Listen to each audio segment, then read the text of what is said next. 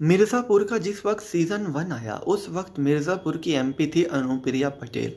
उस वक़्त वो केंद्र सरकार में मंत्री थी और शायद इसीलिए उनका इस तरफ ध्यान नहीं गया कि मिर्ज़ापुर से शायद मिर्ज़ापुर की बदनामी हो रही है। लेकिन 2019 के बाद मंत्रिमंडल में जगह नहीं मिली, पॉपुलैरिटी भी थोड़ी कम हुई, जिसके बाद उस पॉपुलैरिटी को गेन करने के लिए हर नेता के लिए एक मौका होता है। वो होता है कि कोई वेब सीरीज़ या किसी मूवी को पकड़ लो और उसमें कमियाँ दिखाओ कि हमारे क्षेत्र के बारे में क्या गलत बोला गया है, हमारी जाति के बारे में क्या गलत बोला गया है, हमारे धर्म के बारे में क्या गलत बोला गया है, और एक काल्पनिक कहानी को एक सच्ची कहानी की तरह पेश करो और लोगों से कहो कि वो उनके साथ इस मुहिम में जुड़ें और इस वेब सीरीज़ के या इस फिल्म का विरोध करें।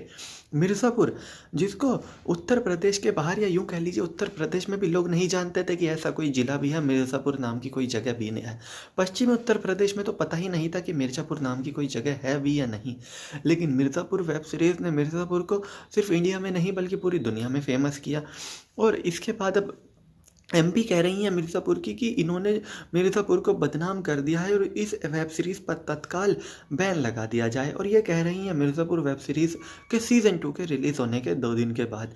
फिर लोग उल्टा अनुप्रिया पटेल जी से ही सवाल पूछ रहे हैं कि मैडम आप तब कहाँ थी जब मिर्ज़ापुर का सीज़न 1 रिलीज़ हुआ, क्योंकि जाहिर सी बात है जब मिर्ज़ापुर का सीज़न 1 रिलीज़ हुआ था उस वक्त इस तरह की कोई बात नहीं हुई कि मिर्ज़ापुर से मिर्ज़ापुर का नाम बदनाम हो रहा है या नहीं हो रहा।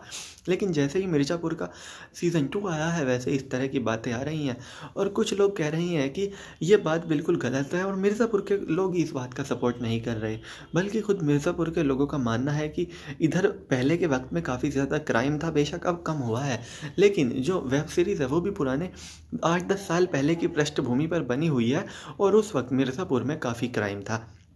और साथ ही साथ कहा कि मिर्ज़ापुर का नाम पूरी दुनिया में हुआ है वेब सीरीज़ की वजह से, तो मिर्ज़ापुर में कहीं भी बदनामी मिर्ज़ापुर की तो दिखाई दे नहीं रही।